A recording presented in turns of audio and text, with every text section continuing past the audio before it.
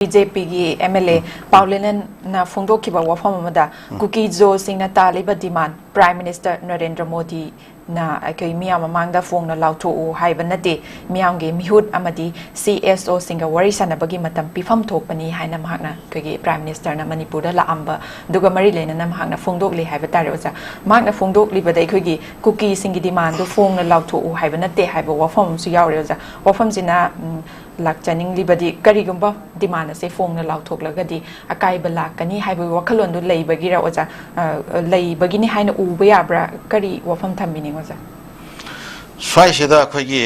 bharat laingaki khoigi mabukchel sengdaba mabuk sepa aduga akhoi double standard toiba aikhoida ama hajen natraga kano singda akhoi separatist element sing haibatare tokhai taningba element kangbu sing dasu ama hajen ba sumba akoi double standard game ama bar lengak tagi leibra haiba sigi matang ama akoi handagi sum hainaraga lakputo adugi saga adu haipetang akoi seisida ulakpagumba haipetang urakpagumba ma swaida adugi smell ama haipet thorakpagumba ma swaida leibra Paulinan hokipna ngasai thammi wafamse akoi cookie ki demand do phong na lautu haiba nate haibse masi moi ki demand ki matang da akhoi internally akhoi understanding of government of India siga leina khrap chala haiba question nama swai da lai hoi ado makoi ki leiriba CSO sing aduga moi politician sing leiriba te te mayam siga phajana phamina bai tanja piram de na haibsina karamba wakhalon da madugi nungai taba fauri bano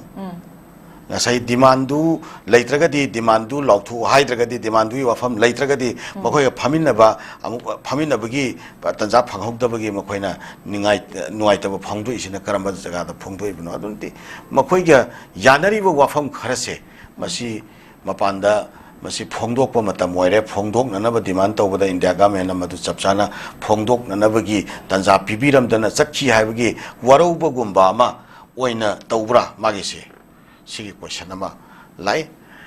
ama boire Manipur thukaina nabagi firep lobudi madu lamdam siro oithok tabani separatist singsu maruwaina Manipur regi tongan tage haina khanba adu wakhal leiba ichilinau singsu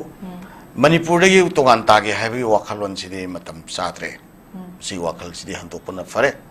akoi lamdam sida leiminariba ichilinau mayam che masige marakta nungsi chanana hingminnabada leiriba samasya singsi kari no haibado madugi matang da oina akoi priority piraga akoi khanna nainaba puksel tingna akoi khanna nainaminaba talet lak thokna nainaminaba akoi phaminaba reconciliation tawnaba yanataba leiragasu policy program mayam akoi lokhatminanaba thorang pakhatpa adu makhata na sugumba nuaina tabagi cause mayam che laktanaba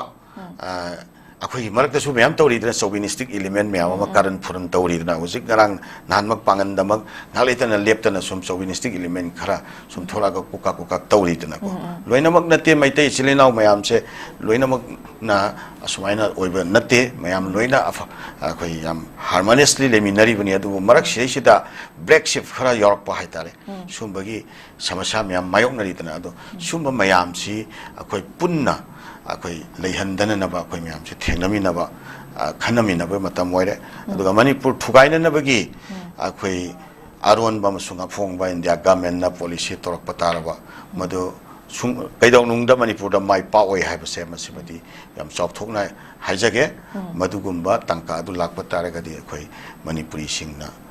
akoi ipa ipu singna Manipur matau karamna kallaga lakhibano